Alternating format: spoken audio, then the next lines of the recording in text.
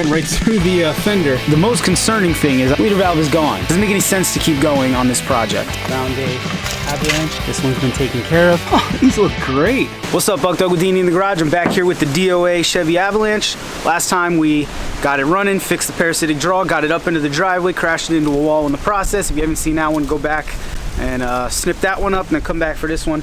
Today, I want to try to get all the brake lines done and a few other little things. So let's dig into some stuff. Alrighty, number one, it's been 3 weeks since the last video, maybe 2 weeks, and the battery has not gone dead. I haven't had to charge it. Truck still sounds like garbage, but there it is. Today's not engine day. Now I learned something interesting since posting that last video. I learned that if you call these Ram boxes, you will make every single GM guy's head explode. I cannot tell you how many guys were pissed off that I called these things Ram boxes. It was a joke, man. But since I know that it bothers everybody, obviously now I'm going to continue to do it. So let's dig around this Ram box and try to find the thing to pull the spare tire down. Tow mirror? Now, based on the amount of rust on the rest of this Jeep, I do not think that the spare tire is going to come down easily. I've been knocking around the internet, and it seems those little winches like to seize on good trucks, and this one's like far from that. So we're going to try to get it down that way. We're probably going to end up cutting it out. I think these are the tools. I was talking to JTM. He was telling me how to get the spare tire down. All right, my understanding is my bumper is really barely attached, but my understanding is that's interesting. We pull that out. Oh, there's a diagram here. Looks like it goes in this way.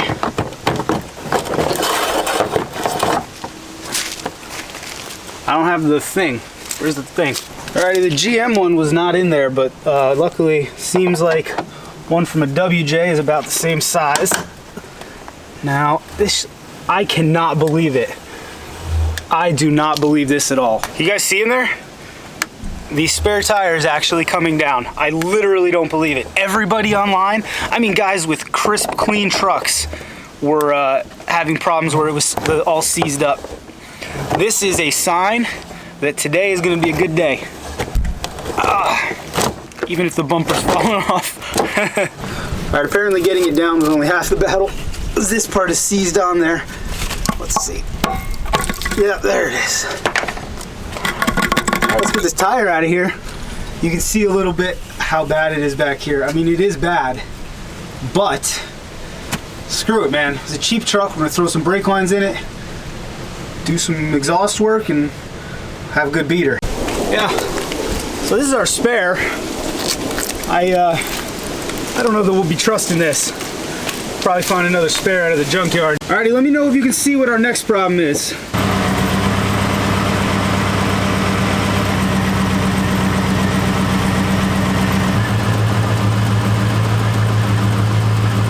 Alright, this is our next problem, this puddle of brake fluid. Basically all the lines going to the ABS unit are blown out, they're rusted through, they're rotted out, so the truck's got no brakes. So I can't do anything, can't move it until we get some brakes under her. So I bought this kit online, I think it's a Dorman kit. It was $68, and it's got all of the lines you need. Heck of a lot easier than cutting and flaring my own lines for 68 bucks. Now I did look at some reviews of this kit online, and it's a generic kit for a bunch of different Chevys, so it's like close. There's still gonna be some bending, but shoot, man, if it gets me in the neighborhood. Goal for today, get these brakes in, and then once the brakes are in, we can get it on the road and start truly diagnosing what the issue is. Let me take a quick detour.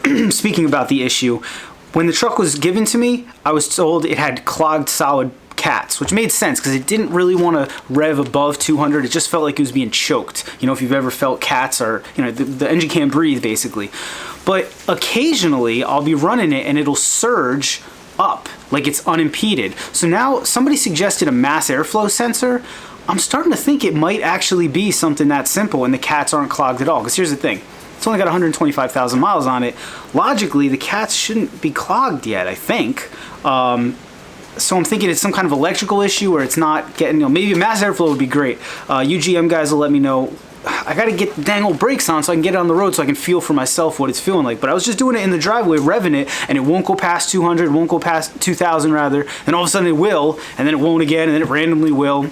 I don't know, man. It doesn't seem like cats to me. When you got clogged solid cats, you're not breathing at all. It's not like it randomly lets it through. So let me go get set up for all this. I'll get some wheels off. So I was getting the truck all lifted up so we could begin work, and I literally put my hand here and I leaned a little bit, and I went right through the fender. So that's interesting. Alrighty, friends. We knew all along that this truck was a rust bucket. It's been illustrated by the bumper, by the gas door there, by me putting my hand through, but this is what we're looking at when we get the wheel off. Now, the most concerning thing is I wanted to spray down all of the bleeder valves to make sure I didn't break any off. Well, there's nothing to spray. The bleeder valve is gone. Additionally, I don't think I can disconnect this up here without breaking it. Truck is rough, man. Oh, this truck is rough. And what I'm trying to decide right now is is there any value? Doesn't make any sense to keep going on this project. Everything in here needs to be replaced. This sway bar link, probably the sway bar, all these bushings. There's a front end kit. Now granted, there's a front end kit that has the link, the top and bottom arm, obviously all the bushings for $600. So for another $600, I know I could get the front end dialed in. I need new calipers. I need new soft lines. We just got to think on this for a minute. Ooh, buddy, that was close. I'm not sure what I was thinking. I had a weak moment. Of course, we're not giving up on that truck. I called the U-Pull. They got 2 Avalanches. We're in the Jeep. We're heading to Pennsylvania. We're going to go grab us some calipers. No, they won't be new. Yes, they'll be new to us. Yes, they'll be good enough. We'll throw them on. We'll probably get some new soft lines as well. Maybe a gas door while we're out there. Listen, man, that truck is rough, but everything D&E has is rough, and it's literally what we're about. Fixing the rough stuff and keeping it around. So I almost, in a weak moment, was considering pulling the driveline and sending that bad boy to the crusher, but no way, we're gonna fix it. I know some of you are looking at that rust, particularly if you are from down south and do not have road salt, and you're thinking, what in the actual frig is this dude thinking? Stick with me, man. This build is not going to be as easy or inexpensive as I was hoping. There's gonna be a lot of stuff we're gonna have to replace. Thankfully, I know where there's a lot of junkyards, and we're just gonna keep hitting them up until we build one full Avalanche. All right, I'm not giving up on it. I gotta figure, are the Avalanches built in the United States? Right? That's gotta be some Detroit steel there, right? And D&E do not give up on Detroit steel. So, you guys came for an Avalanche video, you're getting a bonus U-Pull in your Avalanche videos. I'll tell you. I'll check back in an hour and a half when we're at the U-Pull, all right? Alrighty, perfect. Found a Avalanche 2002, just like ours. Not that that matters. And most importantly, this one's been taken care of. Calipers are in really good shape. We may creep over this thing and see what other stuff we can take, but we're gonna get all 4 calipers here. Now I forgot the tripod, so y'all don't get to watch. That's all right, take my word for it. As you can see, this one had some nice, well, nicer than mine, soft line. I was able to confirm that even though it looks a little crusty, this bleeder's gonna pop out. Now we're working this guy out. These kind of look like replacement brake lines as well. You see they're all not in the loom and everything. I'm wondering if this one had to have them all done too. Yeah, see how sloppy they are back there? That's not what they look like stock. So these must just ride out easy on these things. All right, I lucked out. Front tires were already off. Back ones are still on. Look at this guy. So I'm gonna try to put the e-brake on. Nice dirge. Try to put the e-brake on. Hopefully it still works. Ooh yeah, look at this thing. Camo seat. That's tactical right there. Yeah, I don't know that there's any e-brake connection anymore. Let me see. Nope. Yeah, this would be your e-brake cable. Got nothing on it, so plan B. Yep, plan B. Alright, plan B kind of sucks. It involves this. Just wing it down. Pop it right up like that. Wing it down. Pop it right up like that. And try to do it one-handed so that you can still get your YouTube footage. There you go. Come on. Come on. Where are we? I got so many damn logs. I think that's it. Yeah, we're perfect. What kind of freaking idiot forgets the tripod? Huh? I didn't even look at the back brakes on mine, but let's be honest. It's gonna need them. This one's weird. It's clean, but it's also kind of chewed up. I don't know, man. I'll tell you what. I had no idea there was such a fan club for these things, man. Y'all have come out of the woodwork with guys who love the Avi. Oh, what am I doing? I'm retarded. Duh. It's not gonna break them loose, but it'll spin them off once they're loose. I'm sitting here like a freaking... Come on. In.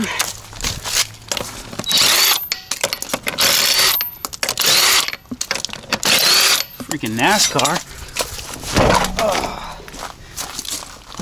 Let's see, how do these back brakes look? Oh, these look great. Definitely gonna take these. Are they an 18 as well? That's what the fronts were. They are. I think I better just take the soft lines here too. Looks like it's gonna be... I was smart enough. I brought line wrenches. Actually, it doesn't really matter if I break these lines.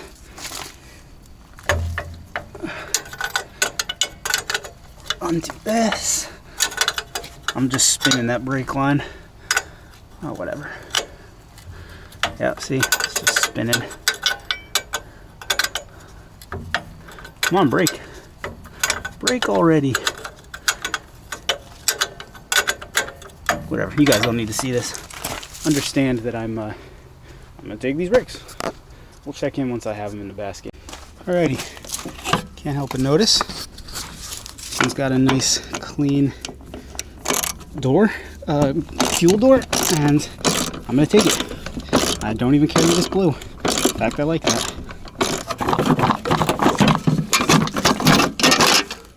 There we go. Fuel door fixed. It's gonna increase the value by at least $600, $800, or $900 for sure. Okay, we have 4 brake calipers, 3 soft lines. This one over here, I couldn't get that one off, but I think this is a relatively generic part, and I saw Yukon, 2004 Yukon when we came in, so let's go see if we can steal this line off there, and then let's get out of here because we're gonna lose our sunshine. Hey, I've been working by WJ this whole time, I didn't realize.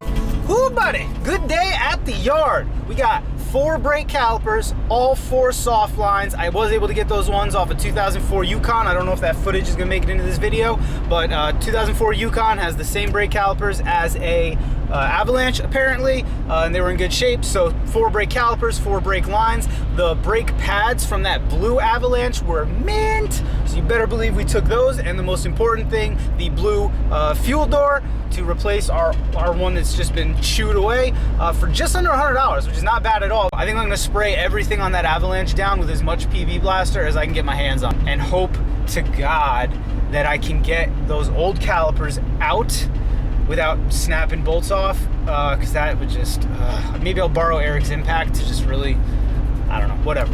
Let's get home. Good day at the yard. This video took a wild turn. I thought it was gonna be all brake lines, and now we're junkyarding it and fuel dooring it.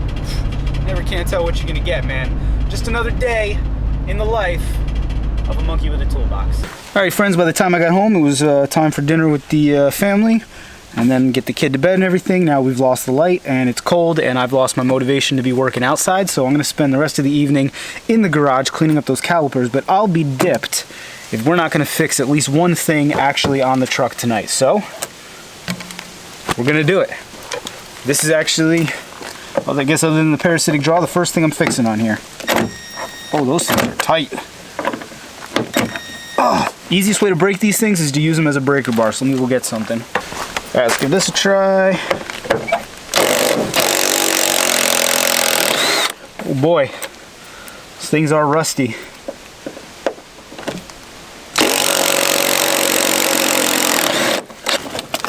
That should be enough. Pull out this guy. and slip in, ooh, fresh, the freshie. Oh, you know what? We're even gonna use I took the blue bolts.